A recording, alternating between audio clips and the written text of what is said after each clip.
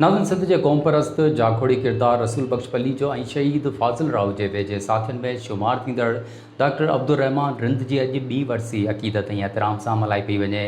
हुन हवाले सां पेश आहे शरीफ़ रिंद जी हीअ रिपोर्ट।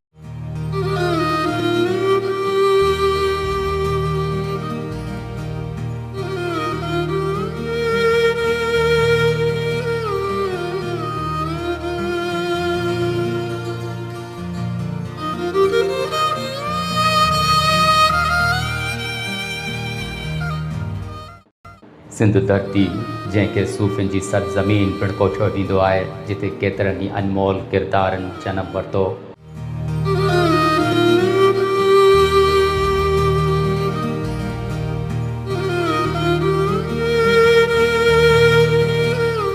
जिन पंहिंजे अक़ल ॾाहिप ऐं शऊर जी शमा ज़रिए इलाइक़े अंदरि फैलियल ऊंदहि खे ख़तमु करण लाइ अहम किरदारु अदा कयो।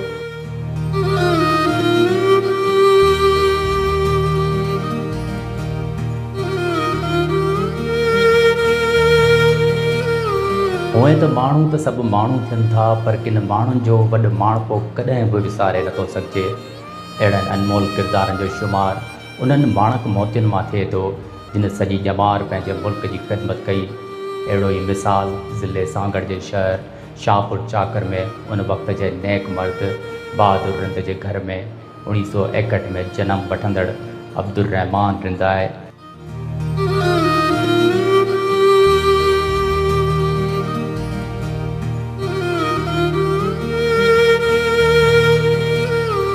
अब्दुर्रहमान रिंद पंहिंजी इब्तदाई प्राइमरी तालीम शाहपुर चाकर मां हासिल कई। संदसि ख़ानदान जी सियासी वाबस्तगी मज़हबी जमायत जमियत उलमा इस्लाम जे मुफ्ती मुनीब सां हुई, जंहिंमें डॉक्टर अब्दुर्रहमान रिंद जो चाचो साईं ॾिनो रिंद पार्टी जे हवाले सां तमामु घणो सरगर्म कारकुन रहियो। डॉक्टर अब्दुर्रहमान रिंद जॾहिं सियासत ॾांहुं विख वधाई त हुन खाबी दुर जी सियासत खे तरजीह ॾींदे उन वक़्त जे इनकलाबी अॻवाननि रसूल बख्श पली जो फाज़िल राहू, लखमीर डायरी, अमीर बख्श उर्फ़ मामा मीरू ऐं ॿियनि सां गॾिजी जागीदारी निज़ाम खे रद्द करे मज़लूमनि जो साथारी बणियो।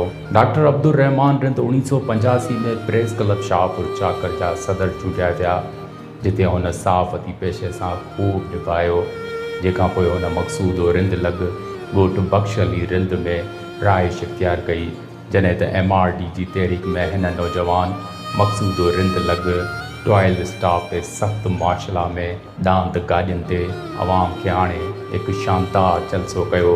जंहिंखां पोइ डॉक्टर अब्दुर्रहमान रिंद खे जेल जूं सख़्तियूं पिणु बर्दाश्त करणी पियूं।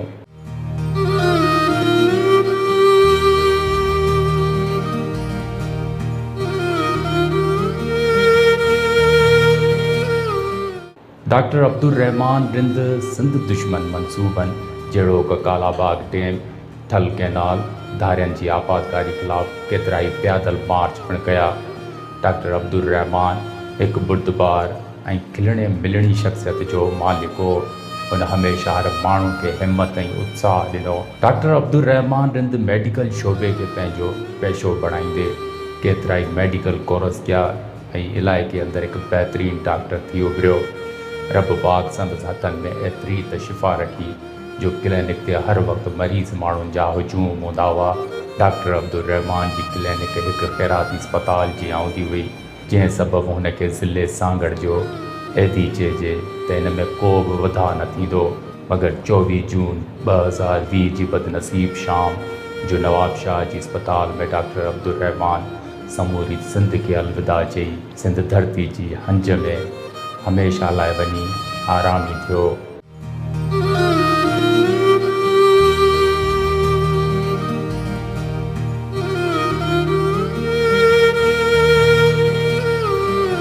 संदसि जनाज़े नमाज़ में इलाइक़े जी आवाम सां गॾोगॾु हुरियत अक़लियती बिरादरी पिणु हज़ारनि जी तादाद में शिरकत कई। डॉक्टर अब्दुर्रहमान जे विछोड़े ते ज़ारो क़तार रोईंदा रहिया, जंहिं बाद खेसि अभाणे क़ब्रिस्तान सखी सुल्तान फ़क़ीर में हिती मां हवाले कयो वियो।